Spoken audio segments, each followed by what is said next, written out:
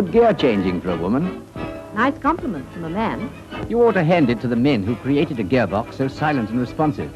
Yes, it is rather wonderful, isn't it? All those gears and things whizzing round so quietly under one's feet.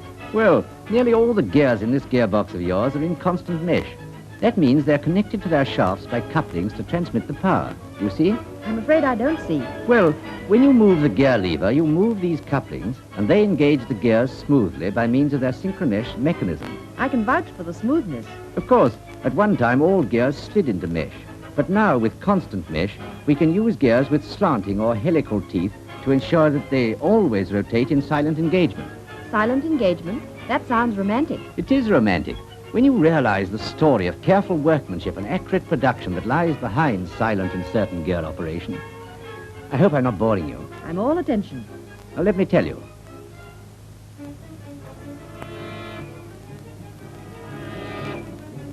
It begins with the gear blank, which is produced in a powerful forging machine that performs 6 separate operations, the final one being to separate the shaped blank from the bar on which it has been formed. Of course, all this happens before the teeth are cut. I thought it was only babies who cut teeth, but go on. Then, amongst other processes, the forged blank has to be pickled and cooked. Would Mrs. Beeton approve of that, do you think? I'm sure she would. You see, the cooking, or annealing, which makes the blank ready for machining, takes place in an electric oven. Like mine at home? Well, yes and no.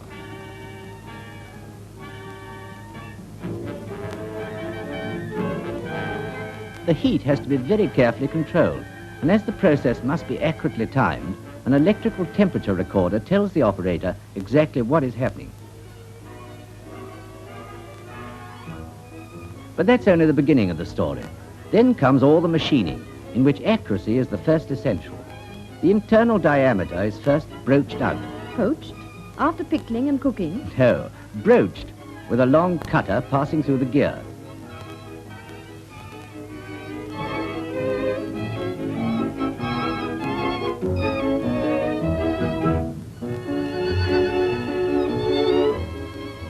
Then the blank is turned in multi-tool lathes.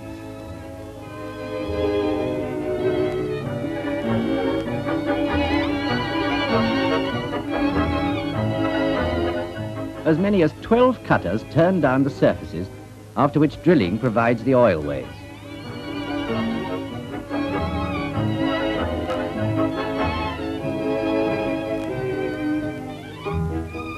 Cutting the teeth entails the use of a large number of costly machines, for each gear may have as many as 76 teeth. What a mouthful. Yes, and each must be precisely formed and spaced to within well under 1,000th part of an inch.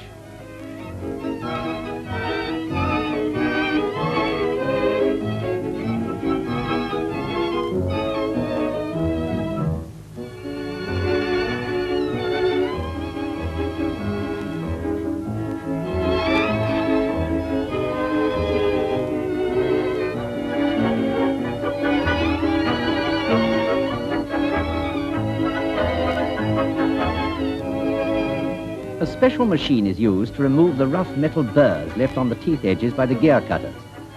The machining operations then conclude on the finisher, which perfects the finish of each tooth so that the gear can be submitted to a searching examination by the inspector.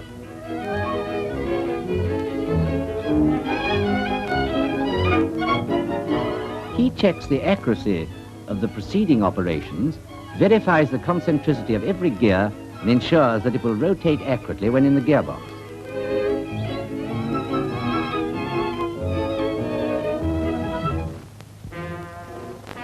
When passed as satisfactory, the gear has to be heat-treated or cooked again. It must be getting quite tender by now. On the contrary, this treatment is to make it tough, so that it'll withstand wear indefinitely. Engineers say that the gear has been hardened and tempered. For hardening, it is first raised to a dull red heat in molten salt. Well seasoned, eh? The temperature is again most carefully controlled, and the process is accurately timed, so that at the precise moment required, the gear is plunged into oil, which by its quenching action hardens the steel. This is followed by a tempering process, similar to the annealing we've already seen. And now at last, I suppose it's all ready to serve. Not quite. We've not finished with the machining yet.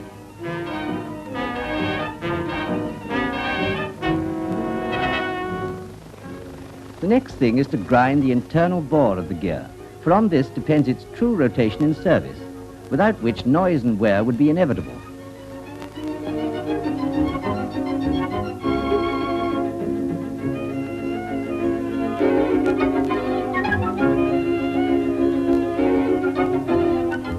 And now each pair of gears that will have to work in mesh in the finished gearbox can be mated and run in together.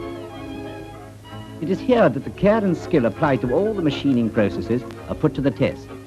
The running in is effected with machines so constructed that the operator can apply a load while he listens to the gears as they rotate in mesh.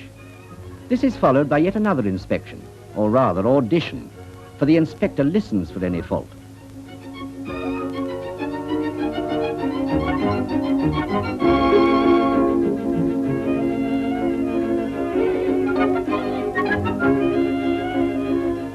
When passed for service, the gear is marked to identify it, so that it can be correctly assembled with its proper mating gears. I see. So now the gears are all married and ready to settle down in harmony. Yes. Every one of the gears in your gearbox has to pass through this or a similar sequence of operations, and the gearbox itself is just as important. A home for the couples to live in, eh? Yes, and it must be a perfect home. In all the operations involved in producing the gearbox itself, the utmost precision is equally essential.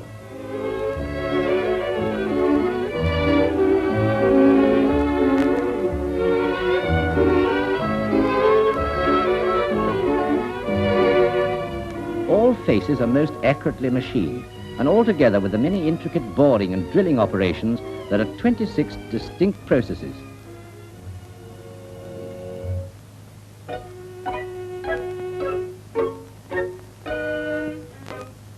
Every important dimension of the finished gearbox is then checked by a highly expert inspector, using a whole host of special gauges with which he verifies no fewer than 45 dimensions before he passes the gearbox as satisfactory for use. Now I know why they say silence is golden. Yes.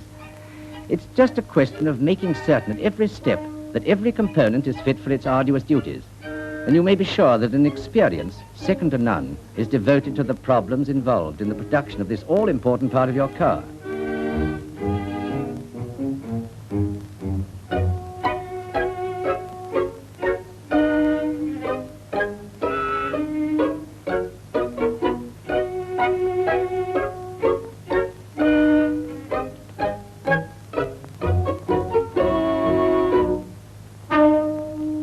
So, when it comes to assembling, all the parts combine to give a complete unit that will function with efficiency under all normal conditions.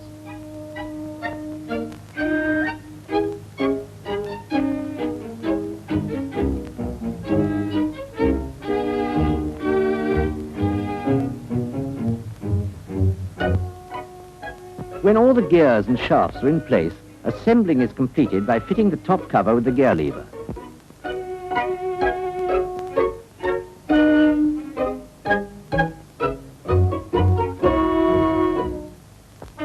Then away to the final test.